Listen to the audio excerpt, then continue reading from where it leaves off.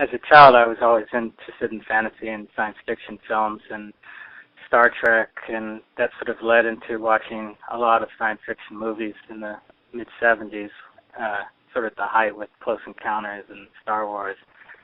2001 I saw on television in the same year as Star Wars came out. So I got interested in filmmaking mainly because of my interest in science fiction. Started making short films in Super 8 back then. And I made short films for about 10 years, all through college in Super 8, and then decided to go to film school. Eventually got into film school when I was 26. By then I'd been making short films for a decade. And it just turns out that when I got into Cal Arts, our first class was a beginner Super 8 class, and I'd been shooting Super 8 for so long that where everyone else was turning in kind of amateur, out-of-focus stuff, I brought in this black and white film noir Super 8 film that I just shot over the weekend with lighting and Dutch angles and montage editing and dolly moves and all sorts of stuff. So I got quickly typecast as the slick cinematographer type in film school and got asked to shoot a lot of other people's projects while there. So started just shooting for others, and it made sense at Cal Arts because we have to pay for our own materials there. So by working as a cameraman for other people, I was able to shoot a lot of short films with someone else's money, basically. So I shot well over a dozen 16-millimeter short films at Cal Arts, some video projects and things, which was very good when I got out of film school in terms of having material for a reel. But then I just had to start finding work as a cinematographer. And how did you go about doing that? What was the first big kind of break?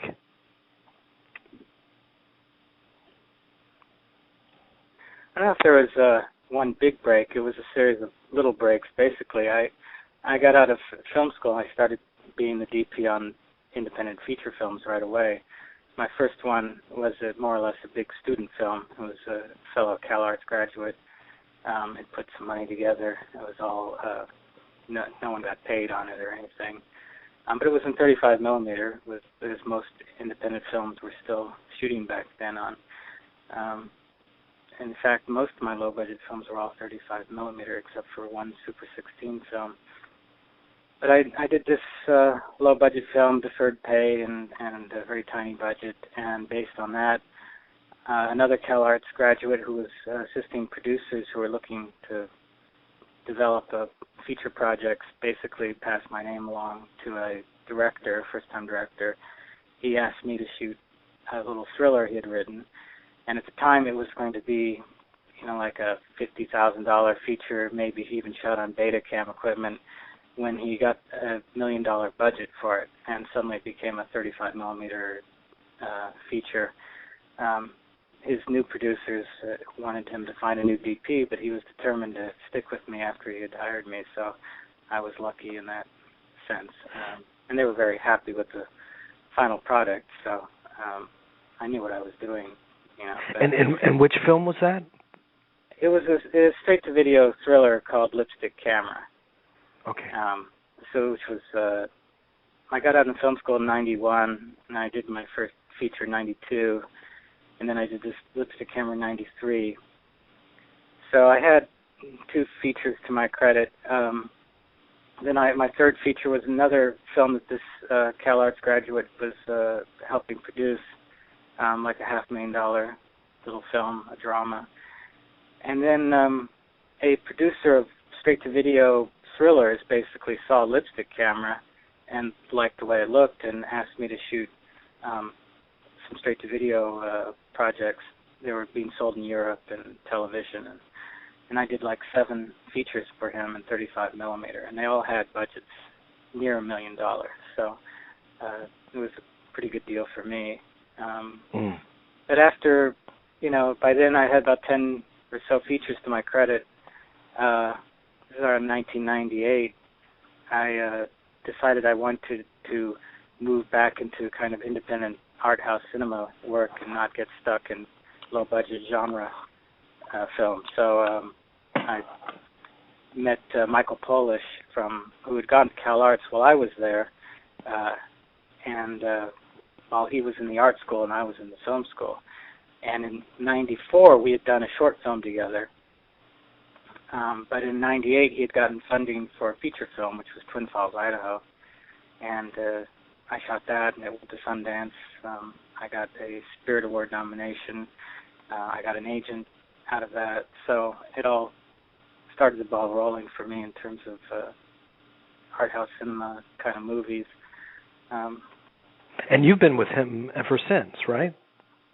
Yeah, I've done 7 features with him. He's shot 2 features on his own without me, so, or 3 I think now. So, but we worked together on Big Sur, our last film together 2 years ago. So when you're collaborating with someone multiple times, as you have with Michael, and all of these projects that you've done with him are so kind of vastly different in a way, so I'm sure they present their own challenges. But do you sit with him and work out the visual landscape at an early stage, and what is that conversation like usually between the two of you? Well, we talk less than we used to. On our first film, it was all meticulously designed and planned out in advance because we hadn't worked together before, and so we kind of established the ground rules for the visual references and color schemes and things like that, all working from the script. But I'd done a short film with Michael, and I had an idea of his taste. The thing with Michael and I is that we have such similar taste in movies and in lighting that it's very easy to work with him, because if I like an idea or if I have something I want to try, I know he'll be excited by it, and if he suggests something, I know I'm going to like it.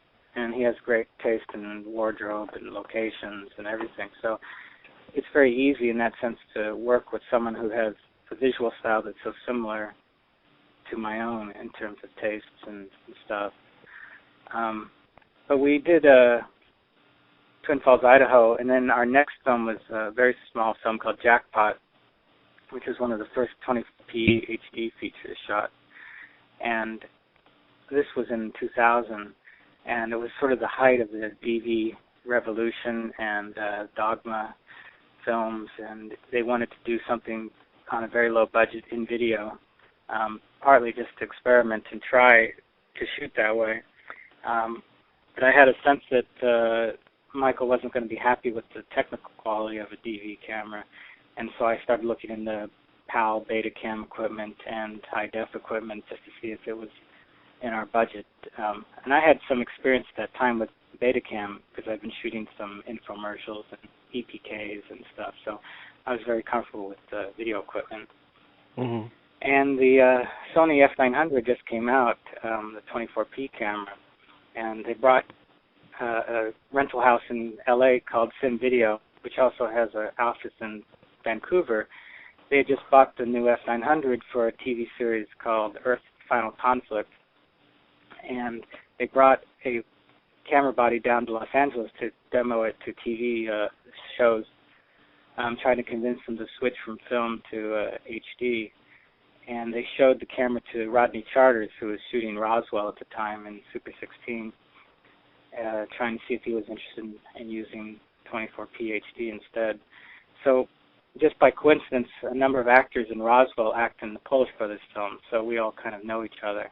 And so Rodney invited us to a stage where he'd set up a demo, a lighting demo with the F900. And he was very excited about it, but he wasn't going to switch Roswell over to HD. So Sim Video had this F900 and like a couple lenses, and they were going to ship it back to Canada. And we were about to go in production on Jackpot. It was only I think it was a 12-day feature. So basically, we asked if we could borrow the camera. We were shooting in a week, so we'd only have the camera for about 3 weeks, and they could have it back. And so they were generous enough to give us a deal on renting it. It just meant that we had to figure out how to shoot and post a feature in 24p HD within a week. You know, I had just enough time to go through the camera menus and shoot a few tests. I think we went to eFilm to look at a film out of a brief test, just to see what the look was like. But essentially, it's a Sony Betacam on steroids, so all the buttons are in the same spot as a 600 Betacam. So I didn't have any trouble really learning to use the camera. We just shot it like an ENG style, movie. We just, right. Very simple. That technology has obviously evolved so greatly since you first started using it over 10 years ago. But what is the digital technology still missing that it can't replicate from film? I don't think, today if you're using like an Alexa camera or something, I don't think there's a whole lot missing anymore. The film does have the advantage of there's a lot of camera bodies in different sizes and shapes, and there's some more flexibility in terms of that because you're always shooting 35 millimeter, but you could put it into an IMO, you could put it into a Panaflex, you could put it in a high-speed camera. With digital, there's still a tendency to, you have a camera like the Alexa, which has a very filmish look, but if you want to go to like 300 or 500 frames a second, you got to switch to a Phantom, which has a different look. And if you want to go to a tiny crash camera, you usually have to switch to a Canon or some DSLR thing, which has a different look. Although with this new RAW hack of the 5D, it's a little closer to the same look. But so there's a little bit of issues there, but the technology keeps improving. So, I think most people find the electronic or the digital cameras more flexible. I would say I did a few years ago, one of my last features on film was a golfing movie that was shot out in this desert or out in the hill country of Texas called 7 Days in Utopia. And we were shooting out in the summer, like July and August, in 106-degree temperatures out on golf courses, which were just shadeless frying pans, essentially. And shooting film, I found just went faster because we weren't taking the time to set up, a video village, monitors or anything, running cables. We just grabbed the camera and got into a golf cart and went down to the next hole and, set it up and shot. So there was, and we didn't have any heat problems with, all the extreme temperatures we were dealing with. So in some ways I found it to be a little more faster to work in that conditions with film, because in HD I would still prefer to have a good monitor because I tend to base my exposures and things based on how it looks on the monitor. And I could shoot film style, if the cameras have enough dynamic range, you can just rely on your meter and shoot it like a film camera. It's just that with digital, the image is immediate, and it's one of the big advantages over film. So to not take advantage of it and shoot it like a film camera, to me, is a little bit odd. I'd rather treat digital for what it can do differently than film than to try to force it to behave like a film camera. I think that's well said. I think that's a valuable piece of information. Because I'm sure that they are different mediums, and you have to treat them somewhat differently, and one will never be exactly like the other. But even so, you said that you had an easier time with shooting film on 7 Days in Utopia. Do you kind of miss the frequent use of film now, or are you okay with the switch over? No, I miss film. I'm looking for another project that might use it, hopefully, before it's gone. There's a history to it. There's a kind of romanticism about it that's not logical, but and there's a textural issue. One of the films I've been in discussion with the director on that he's trying to get funded is set in the 70s, and he wants it to look like it was shot in the 70s. And I think while I can do sort of post-processing to a digital image to make it feel like a 70s film stock and lenses were used, it just seems simpler and easier to shoot on film and get that look more immediately. So, but I'm about to shoot an independent feature in a few weeks that's a period movie set in the 40s, and we're probably shooting digital. We haven't picked the camera yet, but just the budget is sort of driving us to digital, and I'm okay with that. You know, Big Sur was set in the early 60s, and that was, so it had a period look, but it was shot on the Epic camera. It turned out well, so I'm not so worried about it, but I do feel it is a different look. It's not the same look. It's just you can make it work with color correction and filters or lenses, but film just has a textural difference. It's like, you know, in the old days when you would shoot Fuji versus Agfa versus Kodak, there were textural differences. Or if you shot Super 16 versus 35.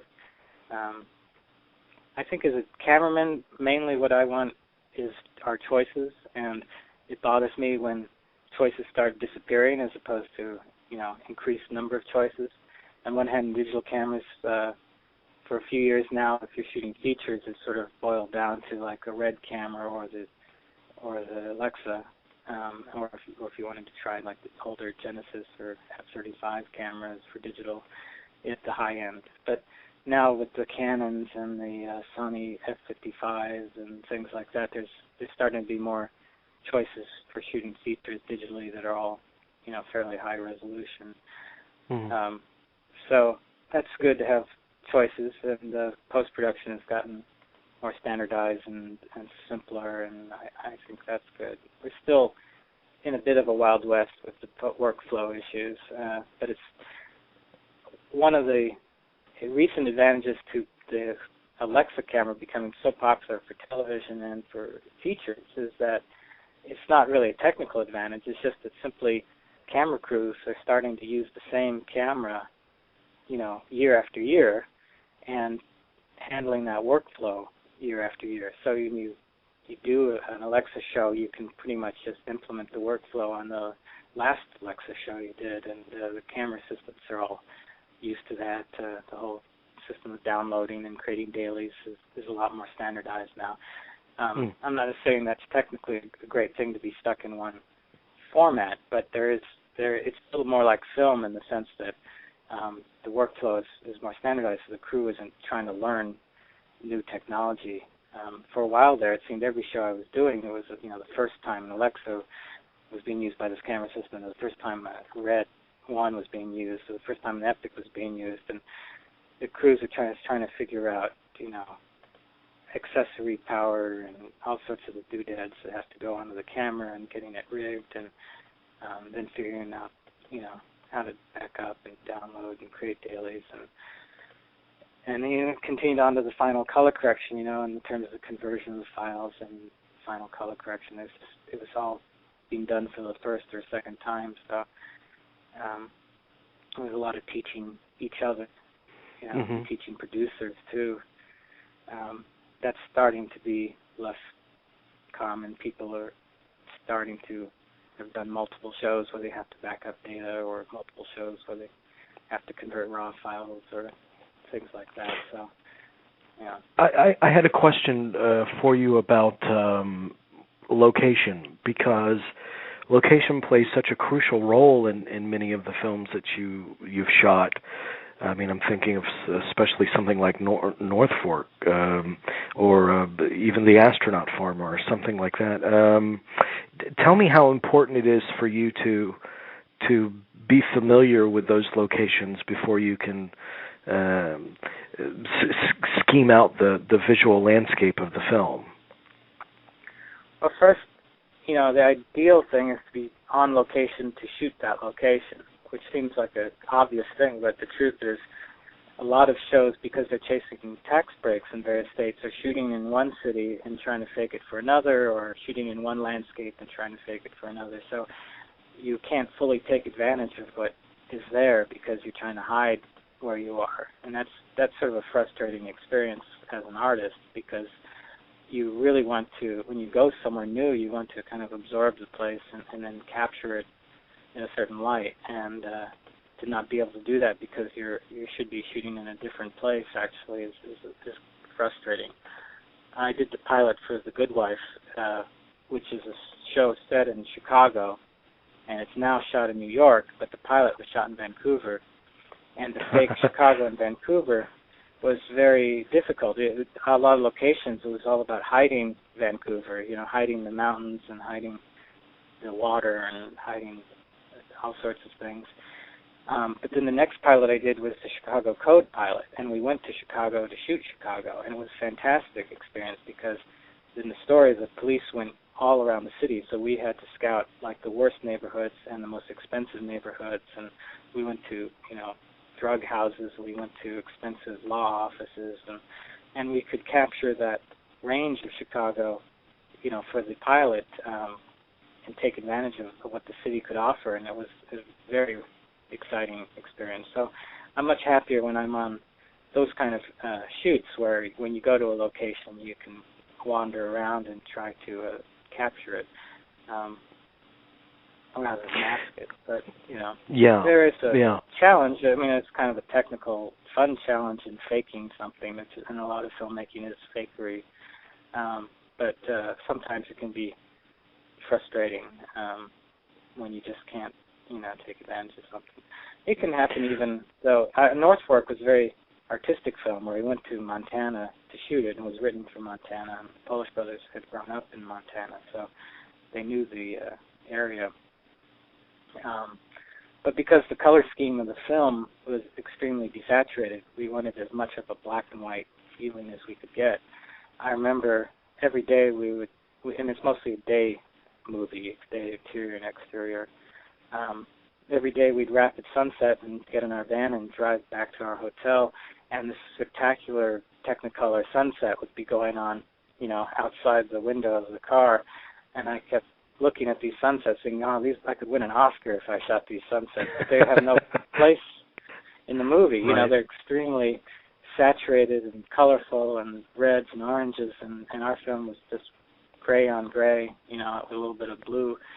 So just couldn't use it in the film, essentially. It was a bit funny, but... Did you? You were in on the very beginning with The Good Wife, shooting the pilot of that, as you said. But were you at the beginning of shows like Big Love and Smash as well? No, Big Love. I came in on the second season, and I just did the second season of Big Love. Often when you come in on a show after the pilot is shot, you're maintaining the look that had been established, but often they're bringing you on partly because they want adjustments to the look. So you're asked to tweak some aspect of the show without having it change look statically. Sometimes it's just merely they want more efficiency. They want you to get more work done, or they want to shoot shorter hours. But like in Big Love, one of their interests was in trying to make the backyard scene shot indoors, faked for outdoors. They wanted to look more believable. So, and they've done a lot of tests for the first season in terms of lighting the backyard for daytime. And it was the biggest set. I think the set I've ever had to light. It's at 250 space lights hung over it. There's 3 houses built under a warehouse roof with backyard connecting the 3 houses, and a giant cyc. It was like 200 degrees wraparound. So it was a huge job, and I more or less with what they had set up the season before, but realistic was mainly about lighting ratios. We were shooting in Santa Clarita, and I would go outside and meter what the light levels were like outside in terms of the key to fill ratio, and make sure that inside I was more or less working in that same contrast range. So I wasn't. The reason often interior scenes that are faking for outdoor scenes look wrong is that you have actually too many choices available to you. You can fix all the problems that happen outside in terms of the lighting on faces or buildings. And so part of my job was to not overlight the scenes. If the gaffer said, hey, the side of that building is kind of dark, put a light on there. And I said, no, because it'd be dark outside where it is. The sun is on the opposite side of the house. If you throw some light on it, it's going to look like we threw some light on it. So you want to maintain a certain amount of mistakes that happen outside. And even when covering some scenes, I would treat it like we were shooting outside. I'd fly a silk over the actors, rather than, use a big soft light. I would do little tricks like that. And is it when you're working on TV? I would imagine the pace is very similar to working on an independent film, like one of those 12-day schedules that you were talking about on an indie film. Yeah.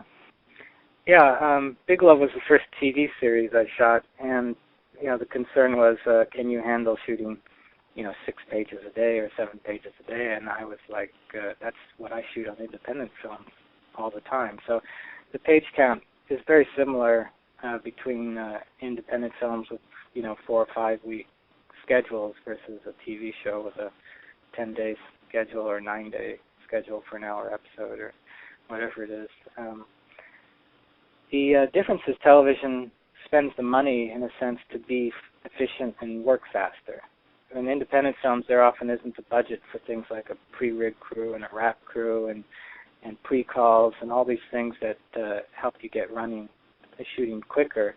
On television, it's all about being quicker. So if they have, in Big Love, we all had pre-calls before call time to get things unloaded out of the trucks and get things set up. Then they would actually pre-call the actors and bring them in for a blocking rehearsal on the set before call time without the crew there. Then exactly at call time, the crew would be called on the set and the actors would show them the blocking for the scene.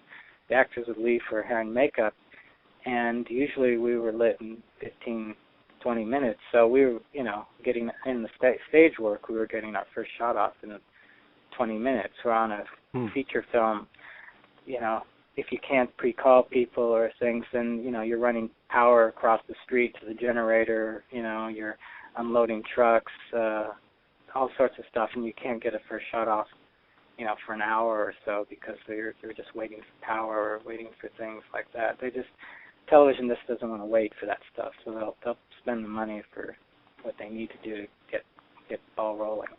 Yeah. And, on Smash, it was a very ambitious show and very expensive to make for NBC, and one of their ways they controlled the budget was to keep us exactly to 12 hours every day, which was hard in some ways. There's a lot of pressure to get the work done, but it was also very nice. When you're on a 7-month, 8-month job, not to work long hours is a great relief. I can't imagine those shows that do 18 hours a day and do it for 6 months in a row. That would be exhausting. But so I appreciated that on Smash we were kept 12-hour days. And Smash, you were given the opportunity to do such bold things. I mean, that was a very bold show visually, because not only do you have the whole environment of Broadway, New York, but you have the kind of like the dream like musical sequences and the big showstoppers and a lot of diverse stuff that you were able to do on that show. Yeah, it was kind of a cameraman's dream to do that sort of project because of the sort of shooting New York for New York and capturing that sort of reality, and then having the fantasy musical elements, and then having the big Broadway show to shoot as well. The basic look had been established in the pilot by Shelley Johnson, and which was a fairly naturalistic look for the streets of New York, kind of in a Woody Allen mode, sort of pleasantly attractive, but natural, a lot of available light and locations and on the streets. When we did the series, one of the problems I ran into is that all the locations that they picked for the pilot had to be rebuilt on sound stages then for a series, and I had to recreate the look that this pilot had, which used a lot of natural light in these offices and apartments, and I didn't have any natural light on the sound stage. I had to fake it all, and it's just a lot harder to create that same ambience when you don't have real windows with real daylight coming through them. So I worked very hard on rigging and lighting these stages with the gaffer to make sure we had a kind of natural ambience to these sets and stuff. The biggest challenge on Smash, though, was these fantasy dance numbers, because when we had the huge dance numbers, the big Broadway show numbers, we had a Broadway lighting designer come in, Don Holder, who does a lot of big Broadway shows. So he had a day to load in, probably a day or two to light and rehearse. And then on the morning of the shoot, we'd come in and they'd show us the whole number rehearsed and lit. And for me, it was mostly about breaking it down into coverage and then figuring out how to adjust the stage lighting for tighter shots or to get rid of camera shadow problems. And we the crane around. But when we came to these fantasy numbers that were a little smaller, when they'd say, oh, the rehearsal room transforms itself into a fantasy, or, this bar changes into this, and it stopped. It wasn't a big enough number to bring in Don Holder, and I had to do then those numbers with lighting cues and things. The trouble is that when Don would light a number, it would all be a computer-driven lighting board, and all the lights used to be run to a SMPTE time code based on the music track. When I did a number, I'd have a dimmer board, but all my cues would just be done on the fly. So it was if the cues got too complex, I'd have to tell the director, this red fading to orange is not going to be at the same note every take because I'm just on the walkie cueing it as the song changes, throughout. We're just sort of flying, doing this, winging these cues and stuff. So there wasn't the precision for the editor to have each take, match each other in terms of the way the light cues happen. So, and there was just a limit to how many cues I could build because these fantasy numbers would be lit on the day just like they were dialogue scenes. We'd come in and block and rehearse, and then I'd have to sit and light a musical number as if I was lighting dialogue. And so having to put lights on a dimmer board and rehearse cues is time-consuming, and we didn't have extra time to do this stuff. So those were always the most stressful, those fantasy numbers that we had to do. I bet. But they were also the most fun, too, when we pulled it off, because they were all coming out of me and what the gaffer, Bill Almeida, and I were working on together. They were in some ways more fun. They were just more stressful.